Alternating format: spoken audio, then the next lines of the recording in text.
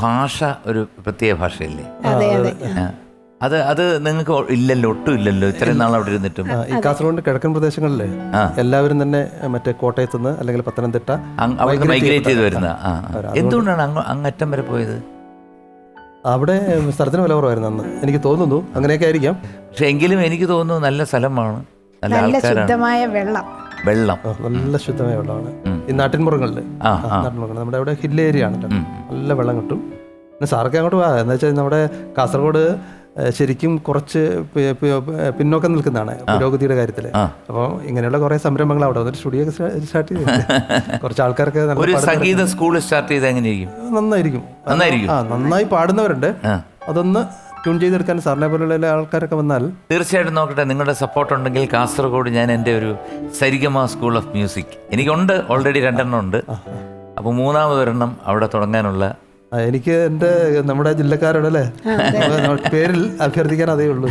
കാസർഗോഡിന് വേണ്ടിയിട്ട് നന്നായി പാടുന്നവരുണ്ട് ഉണ്ടല്ലേ? ഓക്കെ. എലിസബത്തിന് ഒരു പോലീസുകാരനെ കല്യാണം കഴിക്കണമെന്ന് ആഗ്രഹം ഉണ്ടായിരുന്നു? ഇല്ല. പിന്നെ എങ്ങനെ ഇത് സംഭവിച്ചു? അദ്ദേഹം ഇരുന്ന് ഉരുകുന്നുണ്ട്. കല്യാണം കഴിക്കുമ്പോൾ പോലീസുകാരനല്ലോ. അല്ല, കല്യാണം കഴിക്കുന്ന സമയത്ത് പോലീസുകാരൻ. പിന്നെ എങ്ങനെ പോലീസിലോട്ട് പോയപ്പോ സമ്മതിച്ചേ? എനിക്ക് 2-3 ചോദ്യം ഇപ്പൊ ചോദിക്കാനുണ്ട്. ഒന്ന്, ഒരു പോലീസുകാരനെ കല്യാണം കഴിക്കാൻ താല്പര്യമില്ല, പക്ഷെ കല്യാണം കഴിച്ചപ്പം പോലീസ് അല്ലായിരുന്നു, മെഡിക്കൽ റെപ്രസെന്റേറ്റീവ് ആയിരുന്നു, നല്ല പൈസ ഉണ്ടായിരുന്നു, വരുമാനം ഉണ്ടായിരുന്നു, അടിച്ചു പൊളിച്ച് ജീവിച്ചു. എന്നാൽ ഇദ്ദേഹത്തിനെ എങ്ങനെ സിനിമയ്ക്ക് വിട്ടു? ഇദ്ദേഹം അറിയാതെ പോയത്.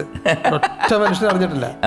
ഞാൻ അന്ന് നൈറ്റ് ഡ്യൂട്ടി കഴിഞ്ഞിട്ട് പിറ്റേ ദിവസം ഉണ്ടെന്ന് പറഞ്ഞ് എന്നെ ഫോണിൽ വിളിച്ചു പറഞ്ഞിരുന്നു. കാസർഗോഡ് ഹൈവേ കാസിൽ എന്ന് പറഞ്ഞ ഹോട്ടലിൽ ഓഡിഷൻ ഉണ്ട്, വരാൻ പറ്റുമെന്ന് ചോദിച്ചു. ഞാൻ വരാമെന്ന് പറഞ്ഞു. ഒറ്റ ആളോടും പറഞ്ഞില്ല. ഞാൻ എൻ്റെ ഒരു സുഹൃത്തിൻ്റെ ഒരു വണ്ടി എടുത്തിട്ട് രാവിലെ പോയി. നൈറ്റായിരുന്നു, പിറ്റേ ദിവസം എനിക്ക് റെസ്റ്റാണ്. അവിടെ പോയി പിന്നെ ഓഡിഷൻ വിളിക്കുന്നു. കുറേ ആൾക്കാരുണ്ട്, ഒരുപാട് ആൾക്കാർ നിരന്നിരിക്കുന്നുണ്ട്. അപ്പം ഞാനും കയറുന്നു, എനിക്ക് വിളിക്കുന്നു, ഓഡിഷൻ നടക്കുന്നു.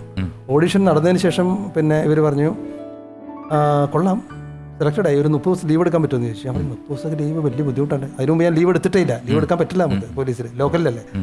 അങ്ങനെ ഇരുന്നിട്ട് ലാസ്റ്റ് വിളിച്ചിട്ട് ദിലീഷ് പോത്തൻ എന്ന് പിന്നെ ഗോവയിൽ ഫിലിം ഫെസ്റ്റിവൽ കഴിഞ്ഞ് വന്നിട്ടാണ് ഫൈനലൈസ് ചെയ്യുന്നത്. അപ്പോൾ അദ്ദേഹം വിളിച്ച് 2ാമത് പറയാണ് യു ആർ സെലക്റ്റഡ് എന്ന് പറഞ്ഞു. അതിനുശേഷമാണ് പറയുന്നത് സെലക്ട് ചെയ്ത് കഴിഞ്ഞപ്പോൾ വീട്ടിലേക്ക് പോകാനെന്ന് വിചാരിച്ചു.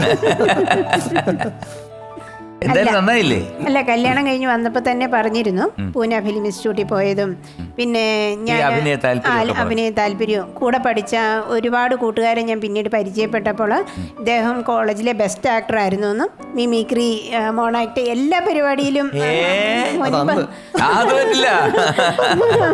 മുന്നിലുണ്ടായിരുന്നു. എന്തായിരുന്നു പിന്നെ സിബിയുടെ ഏറ്റവും വലിയ ഒരു ഐറ്റം മിമിക്രിയിലാണെങ്കിൽ? ആരെയാ അനുകരിക്കുന്നേ? അന്ന് ആലുമൂടനെയൊക്കെ അനുകരിക്കുന്ന ആ ഒരു കാലം. പിന്നെ അതിനേക്കാളേറെ നമ്മുടെ വീട്ടിലൊക്കെ ആരെങ്കിലും വന്നാല് കാപ്പിക്കും ചായക്കും പകരം ഇതാണ് അവരെ അനുകരിക്കും. ഇപ്പം ഞാൻ കല്യാണം കഴിഞ്ഞ് ചെല്ലുന്ന സമയത്ത് എൻ്റെ വീട്ടിലെ എൻ്റെ ആങ്ങളെ പറയുന്ന പോലെ അങ്ങനെ എന്നെ ഒന്ന് കളിയാക്കി പറഞ്ഞു കഴിഞ്ഞാൽ വളരെ ഒബ്സർവേറ്റീവ് ആയിട്ടുള്ള ഈ പോലീസ് ഒബ്സർവേഷൻ എന്ന് പറയുന്ന നല്ല ഷാർപ്പായിട്ടല്ലേ ഒബ്സർവ് ചെയ്യുന്നത്. ആലുമൂടന് പിന്നെ ആരൊക്കെയാ ചെയ്തോണ്ടിരുന്നത്? വിടും, പിന്നെ കരവനാർദ്ദൻ ചേട്ടൻ, ഒരുപാട് പേര് ചെയ്തോണ്ടിരുന്നു. പറ്റുമോ? ഇല്ലല്ല, കുറെ വർഷങ്ങളായിട്ട് ഉപയോഗിക്കുന്നില്ല. ഇപ്പം പോലീസിൽ വന്നു കഴിഞ്ഞാൽ പിന്നെ അങ്ങനെ ഇല്ല. ശരിക്കും ഈ മിമിക്രി ചെയ്യണമെന്നുണ്ടെങ്കിലുണ്ടല്ലോ, ഒരു നമ്മൾ ഈ ശബ്ദമൊക്കെ ഒന്ന് ടോൺ ചെയ്ത് ട്യൂൺ ചെയ്ത് അത് മൈക്കിൽ കൂടെ ഒക്കെ പറഞ്ഞ് ടെസ്റ്റ് ചെയ്താൽ മാത്രമേ നമുക്കത് ചെയ്യാൻ പറ്റൂ. അതുകൊണ്ട് തൽക്കാലം നിങ്ങളെ ഞാൻ വിട്ടിരിക്കുന്നു. വിളിക്കുമ്പോ ഉണ്ടല്ലോ, വിളിക്കുമ്പോ ഇവിടെ എത്തിയിരിക്കണം, മനസ്സിലായല്ലോ? തീർച്ചയായും. ഓ, എനിക്ക് എന്റെ സന്തോഷം എന്നറിയോ, ഒരു പാട്ടുകാരൻ ഒരു പോലീസുകാരൻ്റെ അടുത്ത് ഇങ്ങനെ പറയാൻ പറ്റുമോ?